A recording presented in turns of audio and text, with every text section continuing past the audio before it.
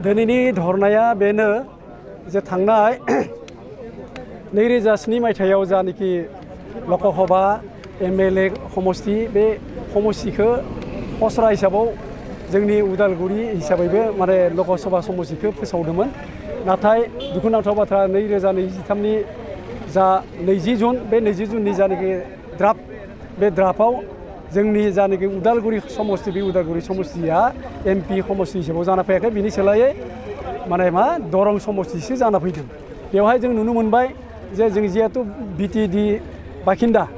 BTAD ओनसोलनि रायजो राजा बे बिटिएडि ओनसोलनि रायजो राजाया 6 सिडुलाव जिहेतु दं बे 6 सिडुल एरियानि रायजो राजाया गावनि मोन्थाइखौ मोननांगौ आरो बे मोन्थाइ बायदियै जोंहा आलादायै माने उदालगुरि समष्टि एमपि समष्टि जानांगौमोन जिहेतु 2007 मायथाइयाव बेखौ फोसावदोंमोन दा बे लेखायैनो जिहेतु दा थांनाय लेटेस्ट जिनिखि माने ड्राफ्ट फोसावनाय बे फोसावनायाव बे उदालगुरि समष्टिया फैयाखैसै बेखायनो माने जोङो बर' थुनलाइ आफाद आरो बर' दुलाराय बर' फरायसा आफाद जुथायै जोङो सावरायनानै बे समष्टिखौ जाहाथे जोङो माने दाबि खालामनानै जों लाना फैनो हायो बेनि थाखाय जोङो माने क'अर्डिनेशन कमिटि दानानै दिनै उदालगुरि समष्टि पार्लियामेन्टारि समष्टि सोरजिनो थाखाय जोङो दाबिदों आरो दाबिनानै थांनाय 28 जुन खालि बेखौ लानानै मोनसे खुद्रिनाय हाबाफारि लादोंमोन महकुमा मुबा जोंनि बे बिटिएडिनि जेसांखिनि महकुमा दं उदालगुरि समष्टियाव गोलैनाय बेखिनि समष्टि माने महकुमाखौ लानानै माने खुद्रिनाय हाबाफारि लादोंमोन बे हाबाफारियाव गोबां रायजो राजाया बेखौ मदद होदोंमोन बाहागो लादोंमोन बेनि लोगोसेनो दिनै थांनाय बे माबायाव खुद्रिनायनि लोगोसे मोनसे थांखि लानाय जादोंमोन जे दिनै जानाखि 6 जुलाइ बे 6 जुलाइयावबो जाहाथे गंफ्रोमबो जाहाथे समष्टियाव बेखौ लानानै खुद्रिसारनाय 2 घन्टा खुद्रिसारनाय हाबाफारि लायो आरो बे लेखायै दिनै जोंनि बिटिएडिनि मोन6 समष्टि जेरै तामुलपुर गरेस्वर समष्टि आरो टंला उदालगुरि भेरगाव आरो माजबाद बे मोन6 समष्टिखौ लानानै जाहाथे उदालगुरि समष्टि दायो बेखौ जोङो दाबि खालामदों आरो बेखौ लानानै जों खुद्रिसारदों आरो बेखौ लानानै जों धरना होदों मानो होनब्ला जों नुनो मोन्दों बे फोसावनाय जानाखि माने ड्राफ्ट बे ड्राफ्टआवबो जों मोनदों माने मा करिमगन्जखौ मोन6 माने समष्टिखौ लानानै मोनसे पार्लियामेन्टारि समष्टि दादों आरो बेजोंहाय कार्बि आंलंआव आरो बिनिफ्राय डिमासाव मोननैजों ज' खालामनानै मोनसे माने मा पार्लियामेन्टारि कनस्टिट्युन्सि दिफु समष्टिखौ दादों मोन6 माने एमएलए माने माबाखौ सेगमेन्टखौ लानानै बे लेखायै निश्चय जोंनि बे माजबाद उदालगुरि भेरगाव टंला गरेस्वर आरो तामुलपुर बे समष्टि एमएलए समष्टि मोन6खौ लानानै माने बिटिएडिनि ओनसोलाव जिहेतु मोनसे समष्टि जानांगौ जिहेतु बेवहाय सिंखावनायनि बाथ्रा गैया आरो बे मोन्थाइखौ जिहेतु 332 माने आर्टिकलाबो बुंदों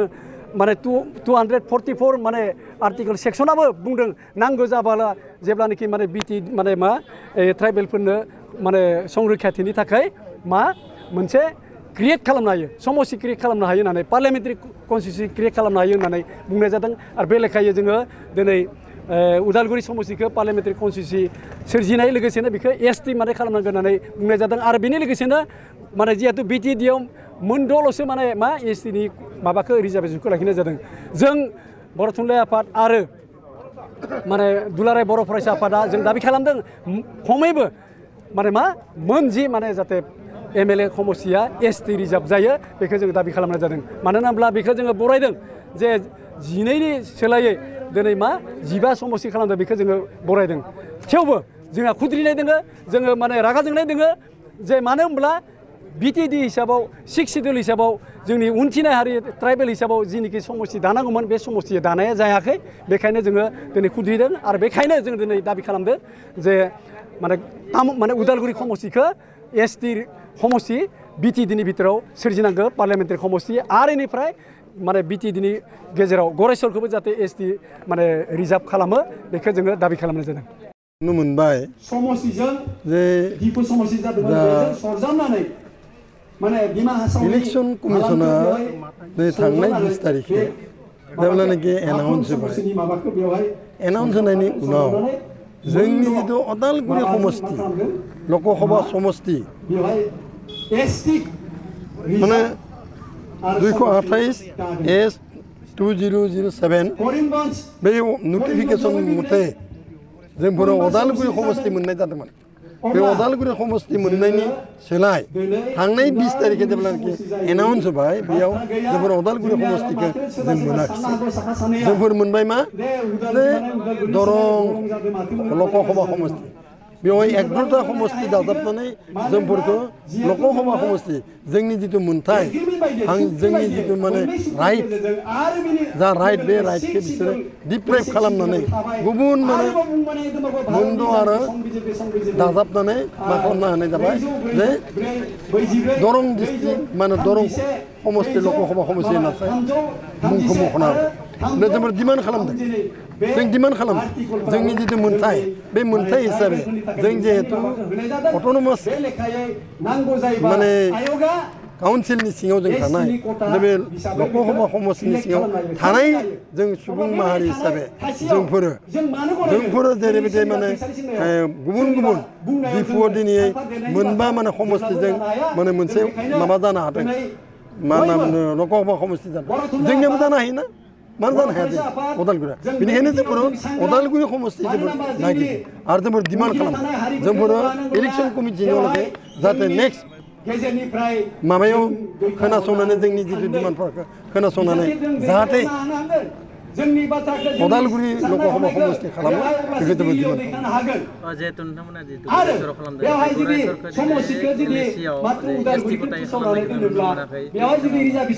आच्छा बेयाव मोनसे बाथ्रा दङ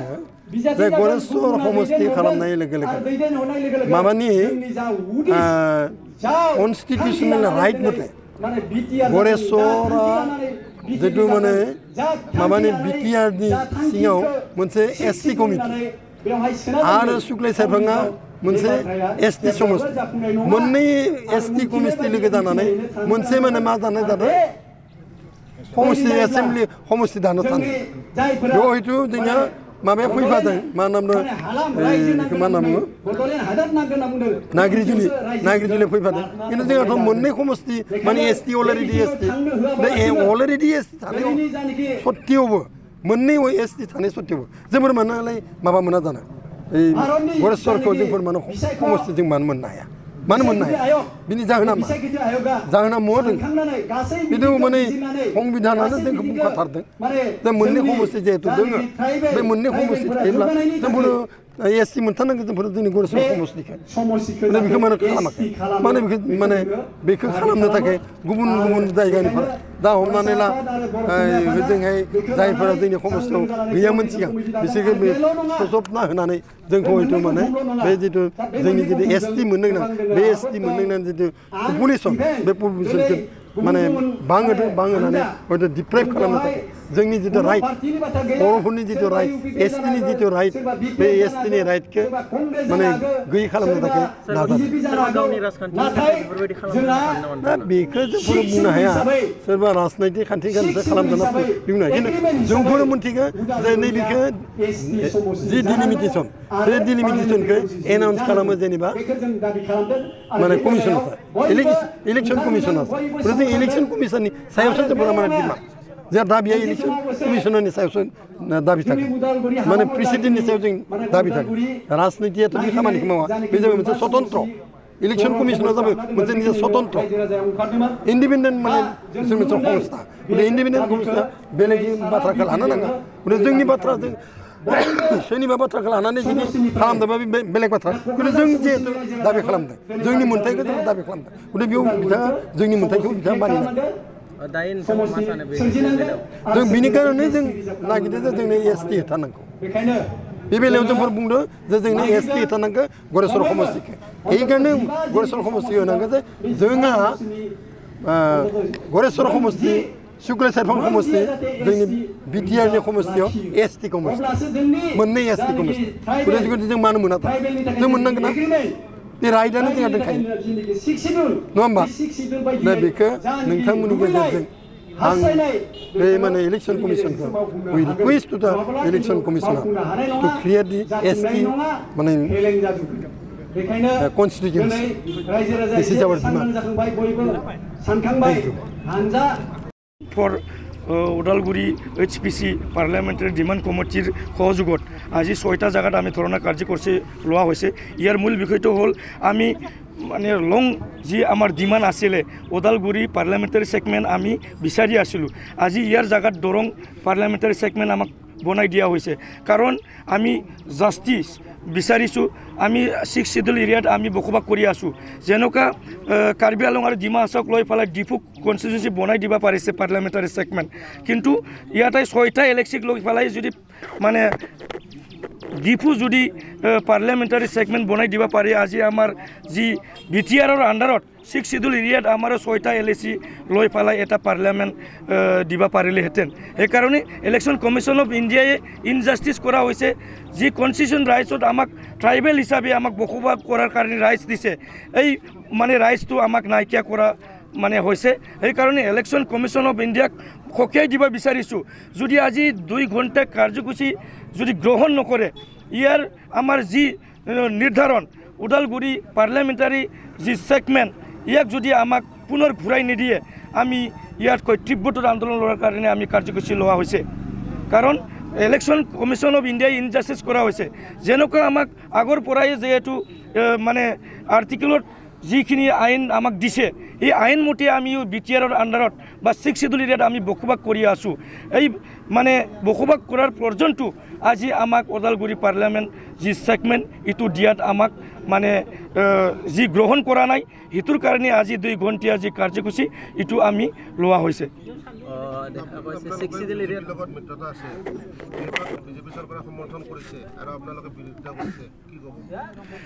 আমি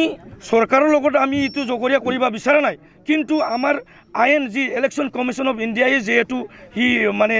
পুনৰ নিৰ্ধাৰণ যি পাৰ্লামেণ্ট ছেগমেণ্ট বা আমাৰ সমষ্টি নিৰ্ধাৰণ এইটো কৰা হৈছে সেইকাৰণে আমি মানে আহ্বান কৰিম বা আমি ৰিকুৱেষ্ট কৰিম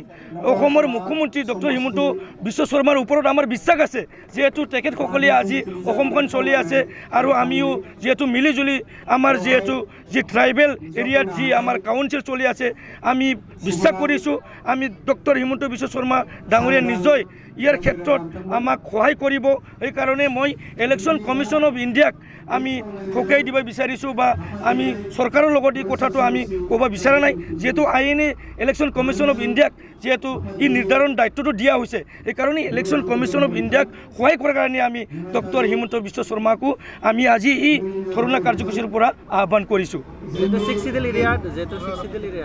যেহেতু সমষ্টি নিৰ্ধাৰণ এইটো এছটি কাৰণে ৰিজাৰ্ভ থাকিব লাগে কিন্তু এলএচি ষ্টেটত যদি এলএচি সমষ্টি ইয়াতে 15টাৰ সমষ্টি হৈছে বিটিচিত 15টাৰ পৰাই এতিয়া 6টাহে হ'বলৈ সক্ষম হৈছে এই ক্ষেত্ৰত কি ক'ব হয় এইটো যিখিনি পপুলেশ্যন পেটাৰ্ণ বা যিখিনি আমাৰ কনষ্টিটিউশ্যনটো যিহেতু ক্ৰাইটেৰিয়া হিচাপে আমি মানে 6টাৰ পৰা 10টা পাব লাগে ট্ৰাইবেল এৰিয়াত যেহেতু আমি বিটিআৰৰ যিখিনি বসবাস কৰি থকা পপুলেশ্যনক লৈ যদি আমাক যদি নিৰ্ধাৰণ কৰে তেতিয়া আমি 9টাৰ পৰা 10টালৈকে আমি পাব লাগিছিলে এইটো ইলেকশ্যন কমিশ্যন অফ ইণ্ডিয়াই ইনজাষ্টিছ কৰা হৈছে সেইকাৰণে আমি আজিও পুনৰ নিৰ্ধাৰণ কৰাৰ কাৰণে আমাক যেহেতু গৰাইছৰ এলএচিকো আমি এছটি যদি কৰে সেইটোৰ কাৰণে আমি এই মানে কাৰ্যসূচী যোগে আমি আজি ডিমাণ্ড কৰিব বিচাৰিছোঁ সেইকাৰণে ইলেকশ্যন কমিশ্যন অফ ইণ্ডিয়াই পুনৰ মানে বিবেচনা কৰি আমাৰ অসমৰ মুখ্যমন্ত্ৰী ডক্টৰ হিমন্ত বিশ্ব শৰ্মাও যাতে ইয়াৰ ক্ষেত্ৰত আমাক সহায় কৰে সেইটোকে মই আজিৰ এই ধৰ্ণা কাৰ্যসূচীৰ যোগেদি আহ্বান কৰিছোঁ যেহেতু ইপিপিএল দলে সমষ্টি গঠনৰ পিছতে প্ৰথমতে আনন্দ উল্লাস কৰিছিলে তেতিয়া আপোনালোকে আকৌ প্ৰতিবাদত নামিছে আপোনালোকক গণবিৰোধী হেৰুৱাৰ ভয়ত আন্দোলন নাই তেখেতসকলে যেহেতু চৰকাৰৰ লগত আজি মানে আমাৰ অসমখন চলি আছে বা বিটিআৰ চৰকাৰে বা অসম চৰকাৰে যেহেতু একে মিলিজুলি চৰকাৰ চলি আছে তেখেতসকলৰ ক্ষেত্ৰত যেহেতু চৰকাৰৰ সহযোগতো আমাৰ যেহেতু মানে যি নিৰ্ধাৰণ এইটো চলিছে তেখেতসকলৰ কথা এইটো আমাৰ ক'বলগীয়া কথা নাই কিন্তু যিখিনি আমি আজি মানে জনসাধাৰণ বা যিখিনি আমি মানে সংগঠনবিলাকে আজি আমাৰ যেহেতু প্ৰাপ্য অধিকাৰ আইডেণ্টি এইটো লৈ পেলাই আমাৰ যেহেতু মনত আঘাত লাগিছে সেইকাৰণে ট্ৰাইবেল এৰিয়াক যেহেতু ডিপ্ৰাইভ কৰা হৈছে মানে 6 শিডিউল এৰিয়াক ডিপ্ৰাইভ কৰা হৈছে এইটো মূল কাৰণ লৈ পেলাই যেহেতু ওদালগুৰিক আমাৰ পাৰ্লামেণ্টাৰী ছেগমেণ্ট হিচাপে লাগিব আৰু ইয়াৰ যেহেতু আমাৰ ৰাইটছ আছে আজি কাৰ্বি আংলঙত ডিফুক 6টা LAC লই ফেলাইও আজি মানে ডিপু যি পার্লামেন্ট সেগমেন্ট ইটো বনার কারণে যেহেতু তেখেত সকলে পারিছে তেনেহলে ওদালগুৰি পার্লামেন্ট সেগমেন্টটো কিয় নোৱাৰে এটুই আমার কুৱেশ্যন আৰু হিতক লয়ে যেহেতু আমি 6 শিডিউল এরিয়া ইটো বাহাল রাখি পেলাইও আমাকো ওদালগুৰি পার্লামেন্ট সেগমেন্টটো বনাই দিয়াটো ইলেকশন কমিশন অফ ইন্ডিয়াক আমি ইয়ার যোগেদি আমি ওকে দিব বিচাৰিছো আৰু আমাৰ যি 2 ঘণ্টা কাৰ্যসূচী আজি মানে পন্থা হিতক লৈ ফেলাই আজিৰ মূল কাৰণ আৰু মানে পিছৰ পৰ্যায়ত যদি এনেকুৱা যদি আমাক যি সমাধান বিচাৰিছে এইটো যদি সমাধান কৰি নেদে ইয়াতকৈ আমি তীব্ৰতৰ আন্দোলন লোৱাৰ কাৰণে আমাৰ যি ডিমাণ্ড কমিটি এইটো কাৰ্যসূচী আজি ঠিক কৰি লোৱা হৈছে Gazanthau Khouram IAPA BM Institute of Paramedics सोलोंसाफोरनि थाखाय लानानै फैदों देहा सोलोंथायनि मोनसे मोजां खाबु 2023-2024 सोलोंथाय बोसोरनि थाखाय IAPA BM Institute of Paramedics सोलोंसाफोरनि मुं थिसननाया सोलिगासिनो